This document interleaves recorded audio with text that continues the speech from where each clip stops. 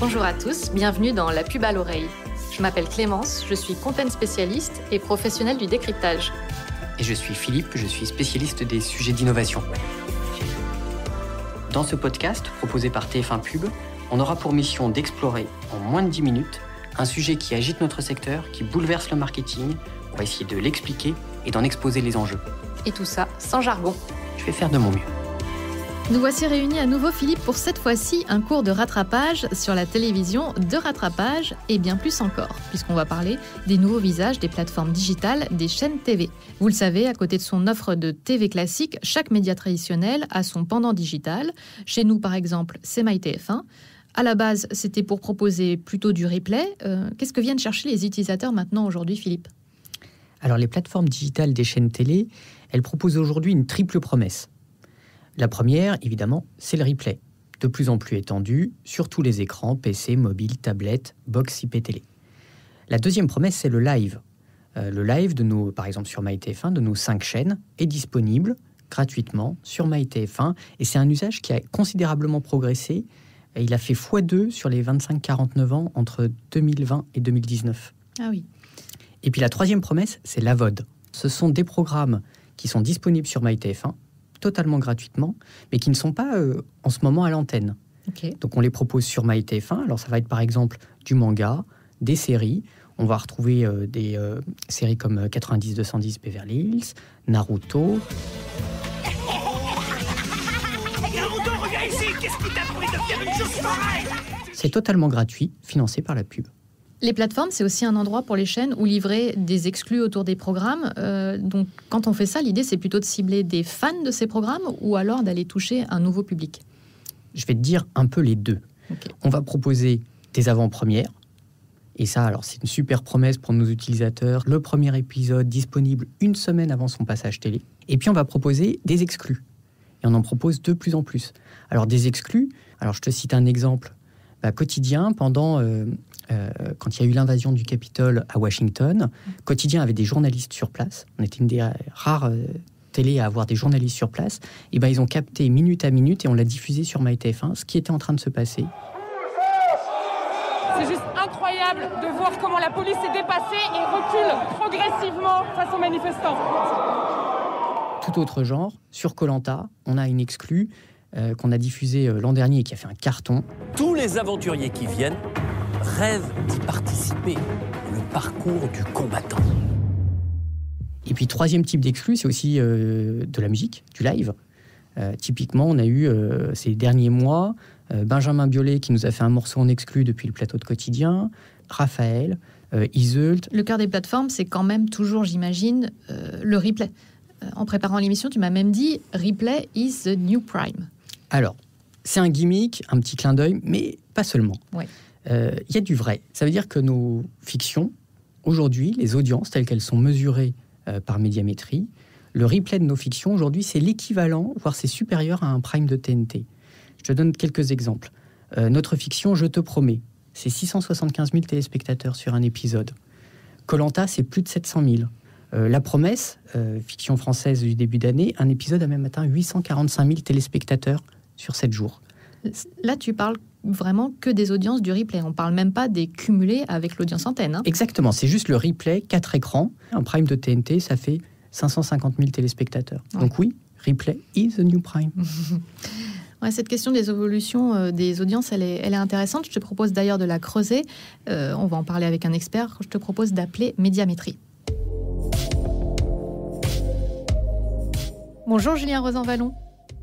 Bonjour. Vous êtes le directeur général adjoint de Médiamétrie. Est-ce que vous pouvez nous en dire plus sur la consommation des Français de ce type de plateforme ? Sont-ils nombreux ?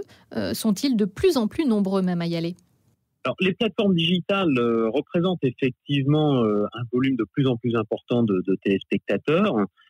Tous les jours, près de 4 millions de Français regardent la télé ainsi sur les écrans digitaux.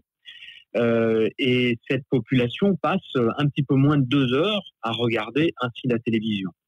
Alors, ce sont des usages qui ont beaucoup progressé, puisqu'en une dizaine d'années, le nombre de Français qui regardent ainsi la télé a été multiplié par 10. Tout laisse à penser que ces usages vont continuer à se développer parce qu'ils répondent aux attentes du public. Est-ce que dans cette population, justement, on peut s'attendre à ce qu'il y ait des jeunes ? Effectivement, sur ces écrans, on a un nombre de jeunes téléspectateurs beaucoup plus important. C'est le cas sur l'ordinateur, mais encore plus sur le smartphone. L'âge moyen des téléspectateurs qui regardent des programmes en live sur le smartphone, cet âge moyen, il est de 18 ans. Et l'âge moyen des téléspectateurs qui consomment des programmes en replay sur le smartphone est de 25 ans. Donc on voit effectivement qu'il y a un profil qui est particulièrement jeune et qui atteste du fait que cette population, elle continue à regarder la télévision de façon importante, mais encore une fois, de façon différente. Donc les audiences sont là, c'est clair. Est-ce que les annonceurs tirent d'autres bénéfices à s'associer à ces programmes en catch-up ? Le replay est particulièrement efficace en termes de publicité. Le ROI de la pub replay, c'est même l'un des tout meilleurs, tous médias, tous supports confondus. 1 euro investi en replay, c'est 7,6 € en ROI. Ça, c'est pas moi qui le dis, c'est l'étude SNP-TV menée avec les 5 grandes agences du marché et sur 3 ans d'historique. Et on le comprend bien, en fait, cette efficacité, elle sort pas de nulle part. C'est que le replay, il combine, j'allais dire, les piliers de l'efficacité publicitaire. Oui. Le premier, un contexte super engageant. Évidemment, c'est le programme que je veux, au moment où je veux, mon moment choisi. Où je veux, et tranquillement. Où je veux. Exactement. Les enfants sont couchés, je peux lancer mon replay. Contexte engageant et ciblage hyper perfectionné au travers du login, des partenariats data. Et puis, troisième levier, la créativité. Je peux faire des spots enrichis, je peux faire des spots interactifs. Donc, tout ça cumulé, ça nous donne une super efficacité publicitaire pour les annonceurs. Et justement, cette efficacité dont tu parles, est-ce que c'est facilement mesurable sur ces plateformes ? Ça fait partie de nos propositions à nos clients. Je peux mesurer, par exemple, via une opération de type brand lift, est-ce que ma campagne publicitaire sur le replay, elle a eu des effets sur ma notoriété, ma mémorisation, mon attractivité. Mais je peux même carrément voir si cette campagne en particulier a eu un effet sur mes ventes, notamment en grande consommation. Ça, on l'a fait récemment pour un grand acteur du food, et on voit des effets, plus 11% directement sur les ventes en offline, en supermarché. Dernière question pour la route, est-ce que ça vaut le coup de travailler une complémentarité avec la télé pour un annonceur ?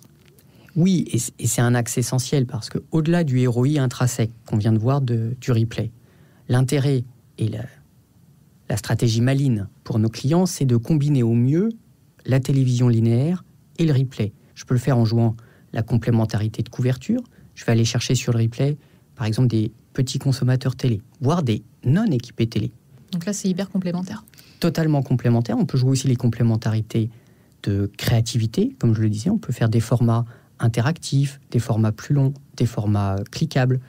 Et puis le troisième élément de complémentarité, c'est de jouer avec les ciblages. Cibler sur des intentionnistes, utiliser les capacités de géolocalisation que permettent le ciblage digital.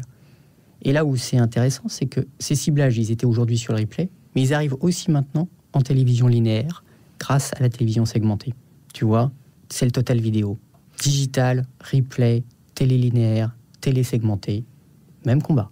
Et d'ailleurs, le Total Vidéo, c'était l'un de nos tout premiers podcasts ensemble, Philippe. Et ce podcast, vous pouvez le retrouver, ainsi que tous nos autres numéros, sur notre site tf1pub.fr et sur toutes les plateformes de podcast. Pour ce numéro, en tout cas, nous, on a terminé, mais on revient très bientôt. Je te dis merci, Philippe. Merci, Clémence. Et on se donne rendez-vous très vite dans la pub à l'oreille.